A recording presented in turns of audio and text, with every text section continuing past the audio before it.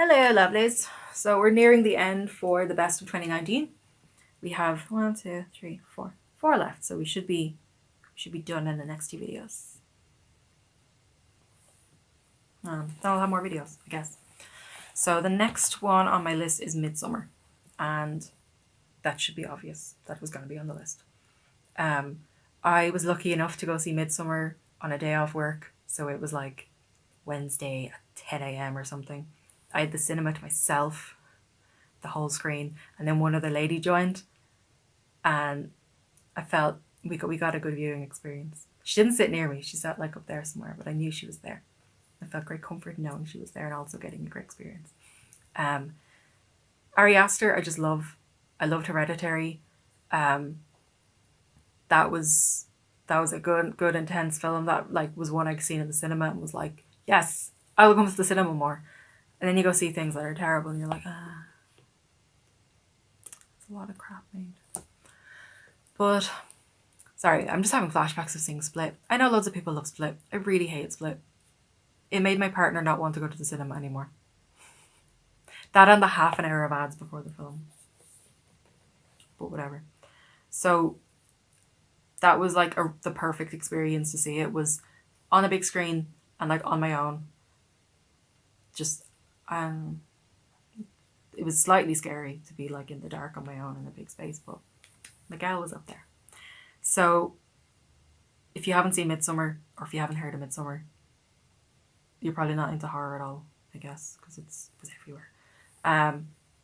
It was a return to daylight horror, very much in the vein of Wicker Man and that kind of thing, where like, yeah, nothing bad's gonna happen. We're out in daylight, it's all fine. It's all good. No? Okay.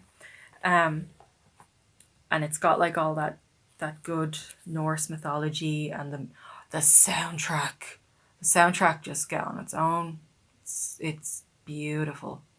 I probably used the word beautiful like 100 times today. The soundtrack is just real. It's real meaty. It's real. Just feeds your soul, but like it also upsets your soul. It's what you want in a horror soundtrack. But yeah, Ari Aster, whatever he does, I will watch. Hopefully, I don't have to take those words back.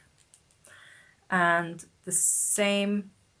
Nah, I'll put those two at my top. No.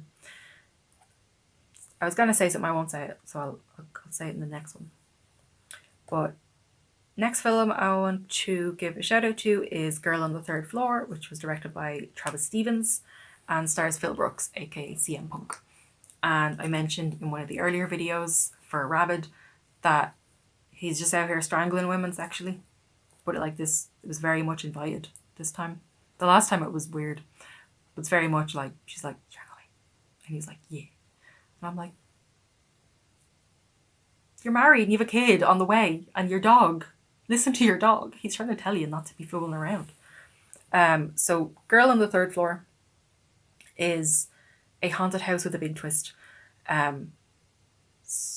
The first thing I thought, because I kind of got the vibes, the opening credits of this movie, the opening like scenes that they show you, all these clips they show the house to be very feminine. There's like a light dome, and I was like, that looks like a booby.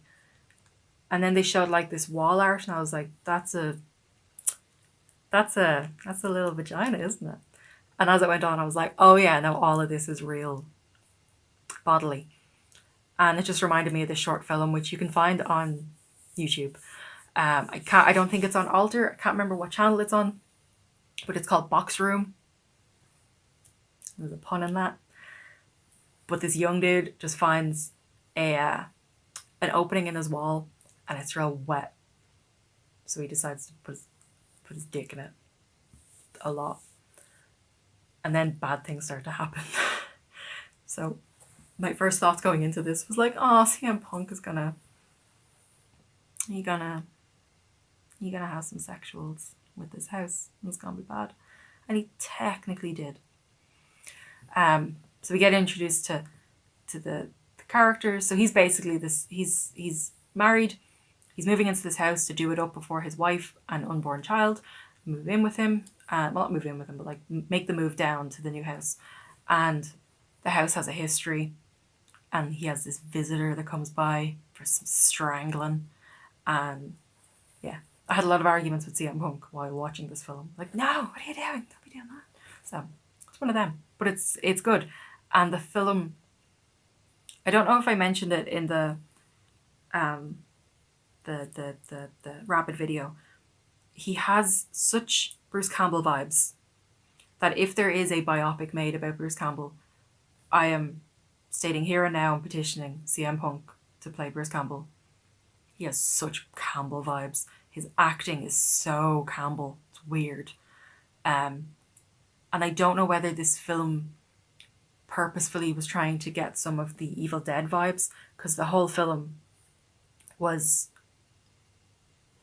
I don't know, it just had that weird kind of Raimi vibe through it. It would have these odd like moments of like a real, it just got kind of campy, but it was still like serious. And they'd have these like camera angles and these like slow zooms and stuff, and it was just very like, this is weird. But I totally dig it and it all works. Um, so yeah, it being a haunted house with a difference, um, I really liked it. It was very well done. It was very cool. Um, I believe that's also it's on YouTube. Um, it's good times. I look forward to seeing what else Phil Brooks CM does. But yeah, Bruce Campbell biopic. Get on that.